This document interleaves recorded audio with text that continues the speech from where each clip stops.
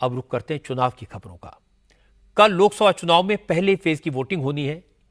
21 राज्यों और union territories की 102 सीटों पर वोट डाले जाएंगे।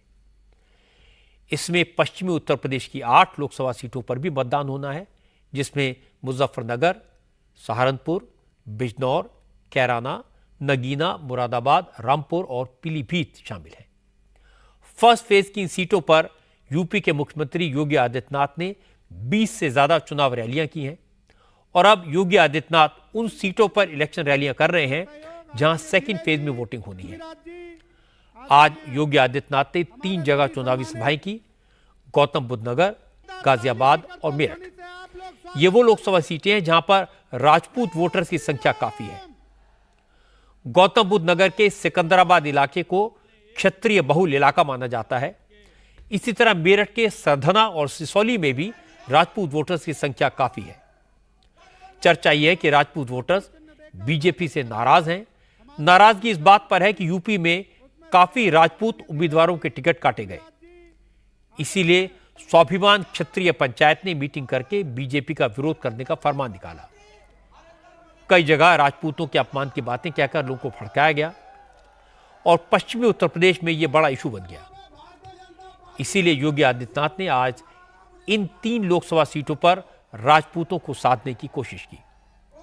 गौतम बुद्ध नगर के सिकंदराबाद में योगी ने कहा कि छोटे मोटे और जात पात के मसलों पर भड़काने वालों से दूर रहना चाहिए, क्योंकि चुनाव देश का है। इसमें छोटी छोटी बातों को नजरअंदाज करना चाहिए और जात पात से ऊपर उठकर देश के विकास के बारे में सोचना चाहिए। बहनों और भाइयों, बड़े उद्देश्य के लिए हमें स्थानीय उन विवादों को समाधान करना होगा। चुनाव में लोग आएंगे, तमाम प्रकार के लोग आएंगे। कोई जाति का सहारा लेगा, कोई क्षेत्र का सहारा लेगा, कोई तमाम अन्य सहारा लेगा।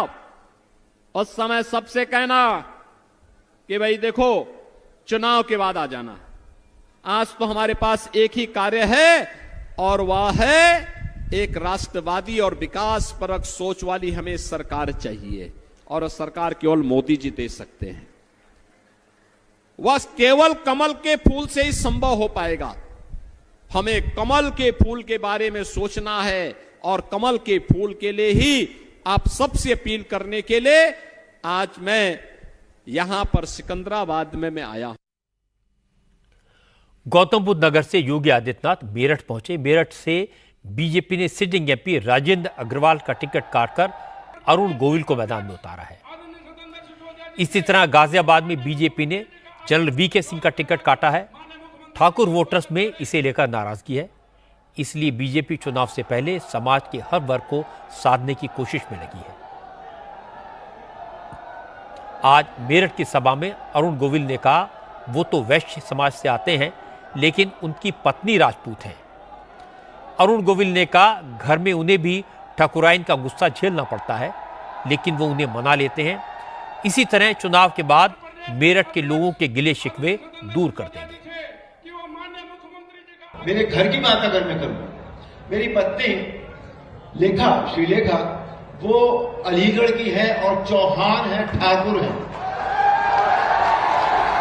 ठाकुर खानदान से है। अब जब मैं घर में कई दिन हो जाते हैं, मैं व्यस्तता के बाद जब उनको समय नहीं देता हूं, तो फिर मुझे ठाकुराइन का रूप देखना पड़ता है। तो उनको मैं मना लेता हूं किसी तरह, और इसीलिए आपको भी मना रहा हूं कि इस बात को अन्यथा न ले आप बिल्कुल भी। जब मैं लौट कर आऊंगा तो बहुत समय होगा, आराम से मिलेंगे, बैठेंगे, एक दूसरे का दुख दर्द दूर करेंगे। मैं आपकी सुनूंगा, आप मेरी सुनिएगा। असल में मेरठ जिले के सरधना में राजपूतों की एक महापंचायत हुई थी, जिसमें बीजेपी के खिलाफ लामबंद होने की बात कही गई थी। हालांकि सरधना मेरठ लोकसभा क्षेत्र में नहीं आता। सरधना मुजफ्फरनगर लोकसभा सीट में पड़ता है। मुजफ्फरनगर से संजीव बालियान बीजेपी के उम्मीदवार हैं। उनके खिलाफ समाजवादी पार्टी के हरिंदर मलिक चुनाव लड़ रहे हैं। हरिंदर मलिक ने कहा बीजेपी समाज के हर वर्ग का अपमान करती है, इसलिए इस बार सभी जातियों के लोग समाजवादी पार्टी के साथ हैं। राजपूत भी चुनाव में उन्हें सपोर्ट करेंगे और बीजेपी को हराएंगे। चुनाव धर्म और जाति से ऊपर है, चुनाव क्षेत्रवाद से ऊपर है, चुनाव जो है केवल कमेरे और लुटेरों के बीच है, मान सम्मान का चुनाव है, अपमान और सम्मान का चुनाव है। ये अपमानित करते हैं सबको, हम सबको सम्मानित करते हैं, और अपमानित लोग सब मेरे साथ लग गए ये देख करके ये आदमी 48 साल से सबको सम्मान दे रहा है, तुमसे ये सम्मान देगा, और हमारा वादा भी है अपनी जान पे खेल कर भी उनके सम्मान की रक्षा करेंगे, अपने समर्थकों के, अपने साथियों के, अपने क्षेत्र के नागरिकों के। जो लोग मेरे खिलाफ है चुनाव में उनका भी अपमान नहीं करूं, हमारा एक काम ही नहीं है अपमान करने का। अब तो ये घटिया स्तर पर आ गए। शंका पूरी है, शंका ये मतदान प्रभावित करेंगे। इन्होंने कुछ क्षेत्र चिन्हित किए हैं जहां ये कह रहे हैं कि पुलिस का लाठी चार्ज करके और वोटिंग रोकेंगे, जो माइनॉरिटी के इलाका है 2-2 घंटा वोटिंग रोकने का है। हमारे लोग तैयार बैठे हैं, वो सड़क पर बैठ जाएंगे, 2 घंटे नहीं 6 घंटे रोक लो, पर वोट सारा गिरेंगे। समाजवादी पार्टी के हरिंदर मलिक की तरह ही सहारनपुर से कांग्रेस के उम्मीदवार इमरान मसूद भी मुसलमानों के साथ साथ राजपूतों के सपोर्ट का दावा कर रहे हैं।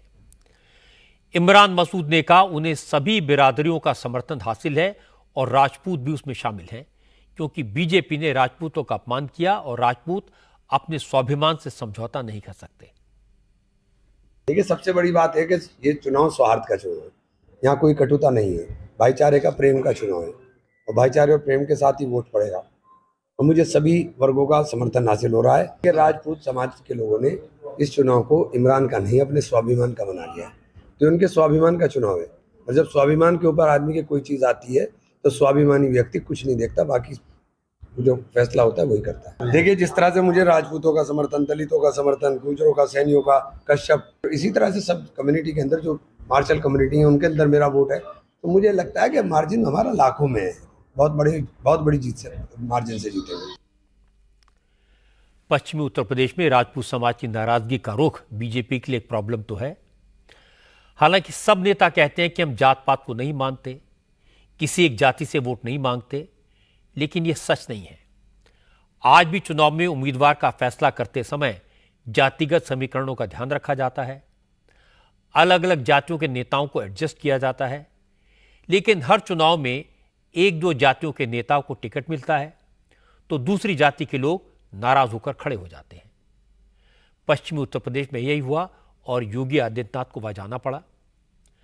योगी आदित्यनाथ हालांकि दीक्षा ले चुके हैं, सन्यासी की कोई जाति नहीं होती, लेकिन राजनीति के मैदान में तो हमेशा यह आरोप लगता है कि योगी आदित्यनाथ राजपूत हैं, राजपूतों को फेवर करते हैं, उनका खास ख्याल रखते हैं, और आमतौर पर राजपूत समाज भी योगी को बहुत मानता है।